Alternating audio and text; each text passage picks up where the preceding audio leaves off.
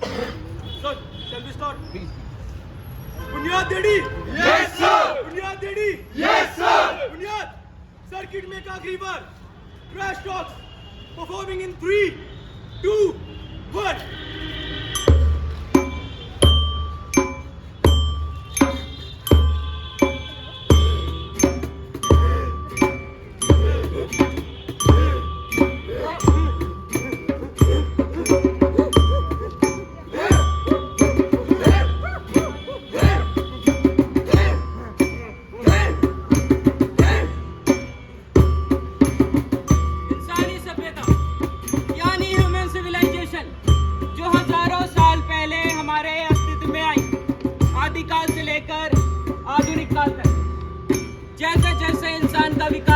वैसे ही विकास हुआ उसका दिमाग और उसी दिमाग का प्रयोग कर ये कुछ नया करने लगा। जो मानव पहले पत्थरों के हथियार प्रयोग किया करता था, अब वही मानव उन्हीं पत्थरों को आपस में रगड़कर जलाने लगा। ये सभी आविष्कार उस समय की जरूरतों को पूरा करने में सक्षम रहे और उसी के साथ मानव को एक नई दिशा दिखाई विज्ञान की, गणित की, नौका से लेकर पुलिस लेकर चरखा और न जाने कितनी सारी चीजें जो हमारे उपयोग में आने लगी। जो काम अभी थोड़े टाइम पहले हमें नामुमकिन लग रहे थे, अब वही काम मुमकिन नहीं बल्कि और आसान हो चुके थे। लेकिन लोगों में इनकी जरूरत अभी और बढ़ गई। सदियां बदलती गई, बदली हमारी जरूरतें और उसी के साथ साथ बदला हमारा दिमाग। कई मीलों का फासला कुछ मिनटों में हो सकता है। अब आप एक क्लिक से खाना अपने घर मंगा सकते हैं मशीनों की मदद से। अब इन मशीनों में बनने लगी ऊंची ऊंची इमारतें, आसमान में उड़ान भरने वाले रॉकेट्स, ये निश्चित तौर पर मिसाइल्स, ये टेबल, ये चेयर, ये बॉटल और न जाने कितनी सारी चीजें इन मशीनों द्वारा बनाई जाती हैं। लेकिन कभी आपने सोचा जो चीजें इन मशीनों द्वारा बनाई जाती हैं, आखिर उनको यूज करने के बाद हम उनका क्या करते हैं और फिर अंत में वो हमें कचरे के रूप में दिखाई देती हैं। अरे उठो उठो भाई उठो, जीजा जी आने वाले हैं, उठो जीजा जी।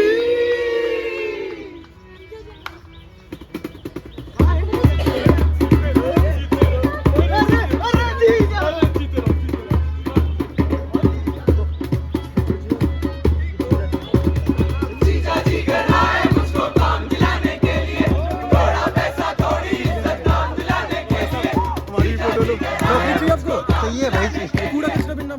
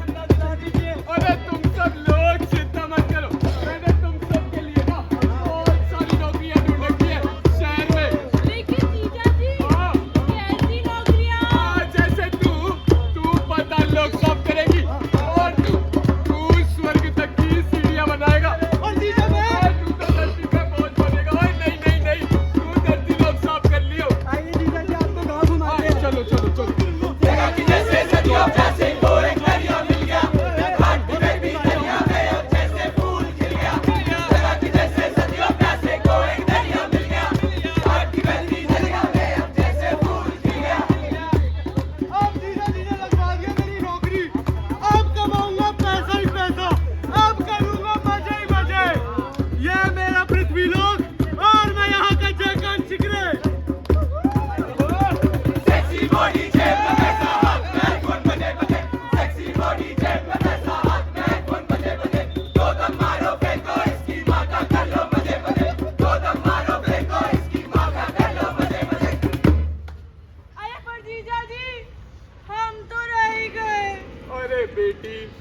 लक्ष्मी है लक्ष्मी, तू तो जमीन से भी ना हीरा निकाल देगी। चल तुझे शहर लेके चलता हूँ।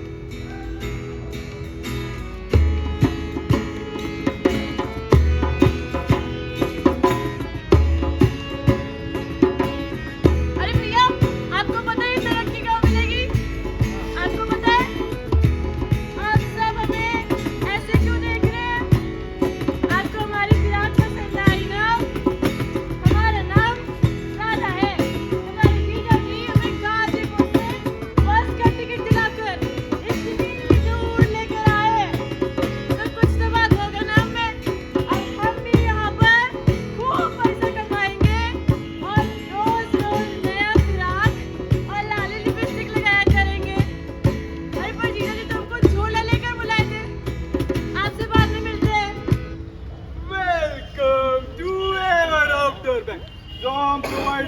होते हैं तरह तरह के लोन्स, जैसे हमारा सबसे फेमस लोन है मोक्ष लोन।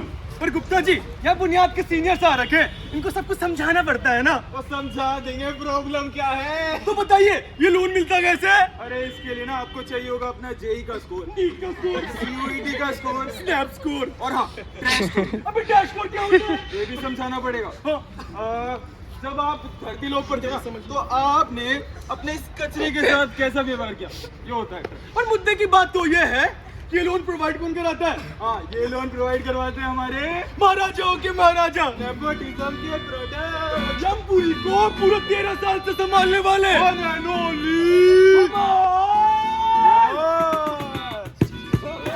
भाई शुरू करो। महाराज शुरू करें आज कार्रवाई। तो महाराज, जो महाराज का पहला कस्टमर है वो बॉलीवुड में काफी प्रसिद्ध अभिनेता है। हर हफ्ते में अक्षय कुमार। अरे नहीं महाराज, मुकेश मास्टर मुकेश। सेनापति, फास्ट मास्टर।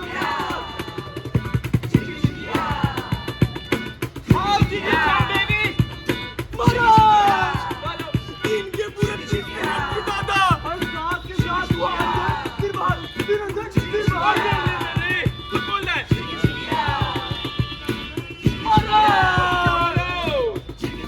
ये तो मेरा तक दूसरे को फांसी लगा। अरे झूठ बोल रहा है। महाराज, समझ आ गया। कह रहा है दिल्ली से। अरे दिल्ली से, दिल्ली से। अरे मैं बताता हूँ, दिल्ली है ओल्ड फरीदाबाद के साइड में, ऊपर से दिखता नहीं है, धुआं धुआं जो है। नहीं महाराज, अभी बात खा गई ना। सबको लगता है दिल्ली से तो सुटके से भरा होगा।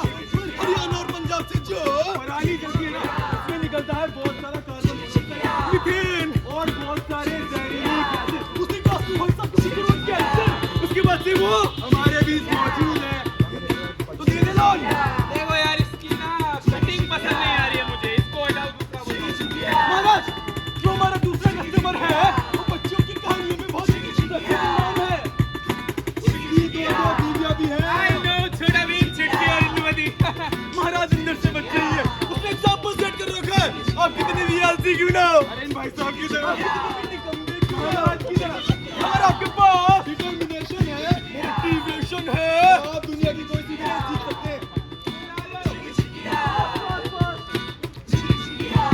हाँ भाई साहब, कैसे? महाराज मैं बता दूं, इसका नाम है टिम्बकटू द कछुआ, और ये जा रहा था हनीमून में।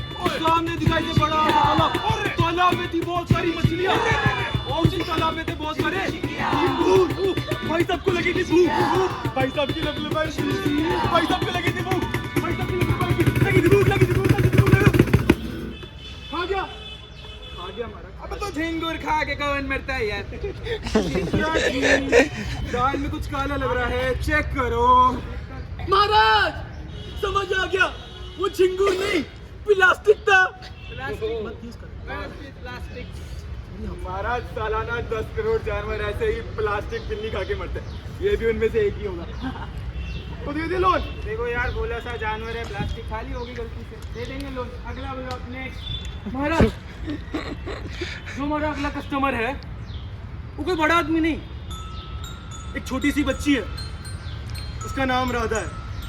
जो हर रोज अपने घर से निकलती है, कुछ ढूंढने कुछ खोजने। वैसे ही एक दिन अपने घर से निकली उस बड़े से पहाड़ पर, वैसे ही कुछ चीज खोजने, लेकिन उसे ये नहीं पता वो चीज आज वो ढूंढने जा रही है, आज वो उन्हीं के बीच खो जाएगी और हमारे बीच मौजूद है। आज जहाँ हर क्षेत्र में हमने इतनी तरक्की कर ली है कि रेशों से वस्त्र बनाना या ब्रह्मांड की अनंत गहराइयों की गुत्थियां सुलझाना, या भले ही मनुष्य के मनोविज्ञान की हो बात, उसके स्वास्थ्य का भी हमें एहसास, या उस गहरे धूमिल पानी में गोता लगाना, या सभ्यता को खंगालना, हम इंसानों ने अपने हाथ पांव हर जगह पसार रखे। मगर जैसा कि नैना ने कहा था ना, बनी कितना भी ट्राई कर लो, लाइफ में कुछ ना कुछ तो छूट ही जाएगा ना। हम आगे बढ़ने की मधोशी में पीछे देखना ही भूल गए, या फिर यूं कहें कि मुंह फेर कर बस आगे बढ़ते रहे और हर जगह कूड़े करकट का ढेर लगा दिया। अब वो ढेर इतना बड़ा हो चुका है कि उसका आगे कुछ दिखता ही नहीं हमें।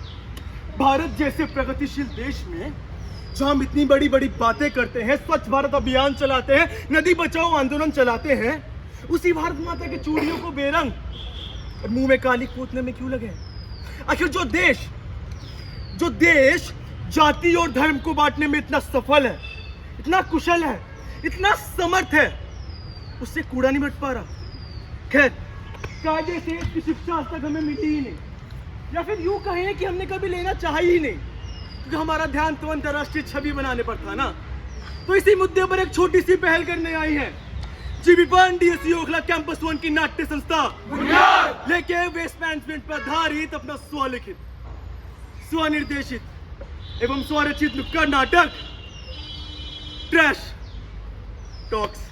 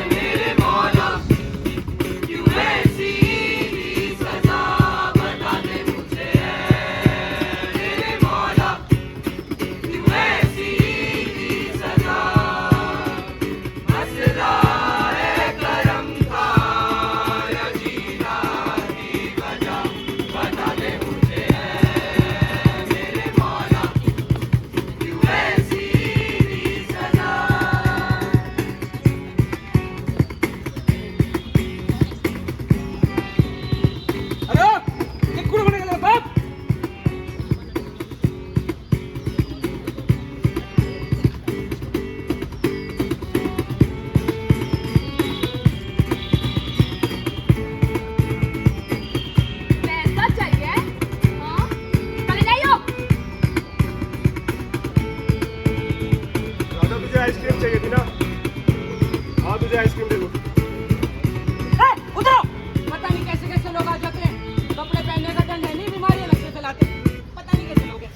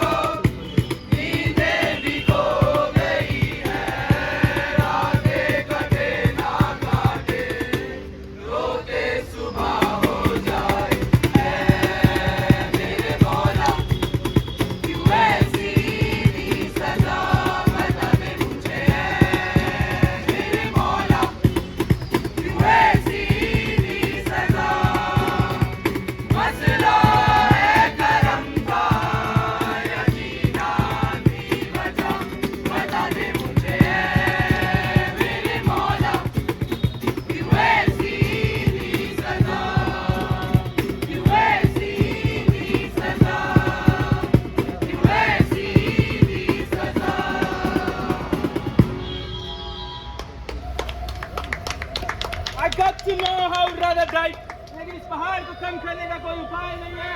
महाराज, मुझे पता है ना, पहाड़ को ढक दीजिए ना। अरे अस्तित्व वालों के प्रॉप से। महाराज, आप समाधान तो पूछिए ना।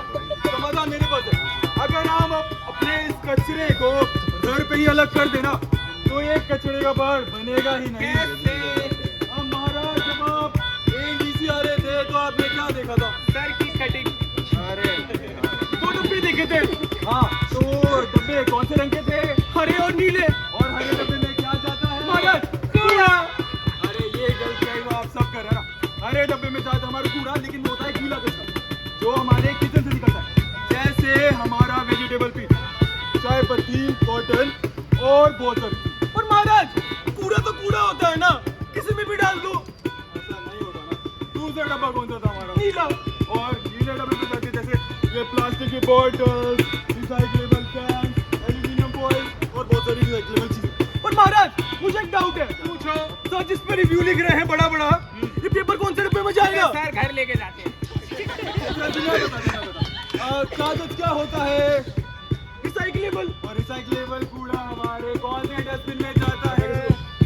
नीले में। कितना इजी है, बचपन से ही होता है, सिंपल है। यार देख मैं ना बहुत ज्यादा आलसी हूँ, मुझे चाहिए इससे भी आसान उपाय। अच्छा, तो आप अल्टीमेट सोल्यूशन चाहते हैं? आप सब चाहते हैं अल्टीमेट सोल्यूशन? चाहते हैं। आप जानना चाहते हैं? हाँ बोलो। जानना चाहते हैं ना? तो मंडली शुरू करें। भाई भाई भाई भाई भाई मैंने सुना यहाँ पे कूड़े कचरे की बात चल रही है, हो तो रही है भाई, कूड़ा कचरा हो जाएगा, आगे बनाने से भी इजी है। हाँ बताओ मुझको। रीयूज करो, रीयूज करो, रीयूज करो, रीयूज करो, प्लास्टिक को रीयूज करो। भाई ये तो बहुत इंटरेस्टिंग लग रहा है ना भाई, फील कर भाई, इसकी बातें सुन। कांच की हवा बोतल अखबार हो जाए पुराना, तुम्हारा ही बना रहा हूँ मैं। मुझसे पहला बनाना, जब भूल जाए कोई सोफा। भाई बहुत हो गया, मैंने नया सोफा खरीदा। नहीं यार अभी नया बदला, इससे बेटा जल्दी खराब बदली। जब टूट जाए कोई सोफा तो तुरंत नया बनाना, हर चीज को रीयूज करो, रीयूज करो, रीयूज करो, और प्लास्टिक को रीयूज करो। ठीक है भाई अब मैं चलता हूँ। भाई रुक रुक रुक रुक, कौन बोल रही है? नहीं बताओ मुझे। कमरे से बाहर चल जाओ, कमरे की बत्ती बुझाओ, जब पानी दिखे तुम्हें गिरता तुम नल को ठीक कराओ, जब दूर लगाना हो तुमको। अब क्या यार, दूर नहीं निकाला है, हाँ पास नहीं जाएगा, हाँ बस बाइक क्यों निकाली। जब दूर लगाना हो तुमको पैदल ही चल कर जाओ, हर चीज को रीयूज करो, रीयूज करो, रीयूज करो, और प्लास्टिक को रीयूज करो। भाई अब मैं सब कुछ बिल्कुल अच्छे से समझ गया, बिल्कुल इन लोगों की तरह। शाबाश, अभी ये बड़ी दीदी है ना, काम से समझा रही है, ले जाए। कहते हैं कि अपने कर्मों का फल सबको यहीं पर मिलता है, और वहीं दूसरी ओर सुनने को मिलता है कि कर्म किए जा, फल की चिंता मत कर। पर इनका असल भाव जाने बिना हम द्वंद्व में आगे बढ़े जा रहे हैं, जिसके परिणाम स्वरूप हमारे कर्मों की सजा छोटे मासूम राधा, चिंटू और ना जाने कितने बेजुबान जानवरों को भुगतनी पड़ती है। पर आखिर ये गंदी पैदाइश है किसकी? इनके माँ बाप इन्हें ऐसा काम करने से रोकते क्यों नहीं? ओ हाँ, या तो वो किसी नदी नाले में घुट घुट कर मर गए, या शारीरिक मानसिक रूप से ग्रसित हो बिस्तर पर पड़े हैं, और जो बचा है वो किसी गली या कूचे में आपको कूड़ा बिनते दिख ही जाएगा। खैर छोड़िए इन बातों को, हम तो आराम से बैठे हैं ना एसी और पंखे के नीचे मैकडी में, और जब मन होता है तो मोमो विद एक्स्ट्रा मेयोनीज खा ले निकल पड़ते हैं रोड किनारे। चाहे वो मेरा ईश्वर हो, मेरे कपड़े, या मेरे घर से निकलने वाला कचरा, निश्चित तौर पर वो किसी न किसी का स्वास्थ्य या जीवन बर्बाद कर रहा है, भले ही वो सफेद बोरा लिए कोई छोटा बच्चा क्यों ना हो। ये बातें सुनने में जितनी बड़ी लगती हैं, इनका समाधान उतना ही सरल। वही घिसा पिटा 3R, रिड्यूस, रीयूज, रिसाइकल, अगर हो सके तो रिफ्यूज, और इसी के साथ सेग्रीगेशन, यानी कि कचरे को घर से ही विभाजित कर बाहर निकालना। कहीं ऐसा न हो दूसरे ग्रह पर जाने की उत्सुकता में हम इस ग्रह को रहने लायक ही न छोड़े। और उम्मीद है इस नुक्कड़ को भी उसी प्रकार से नज़रअंदाज किया जाएगा जिस प्रकार से कचरे की जिम्मेदारियों से हम बचते हैं। इतना कुछ कहने के बावजूद मेरे मन के समंदर में आशा की लहर अभी भी एक उफान मारती है। मेरे मन के समंदर में आशा की लहर अभी भी एक उफान मारती है कि अगली बार आपको ये ना कहना पड़े। इस गंदगी में साथ देने के लिए आपका धन्यवाद।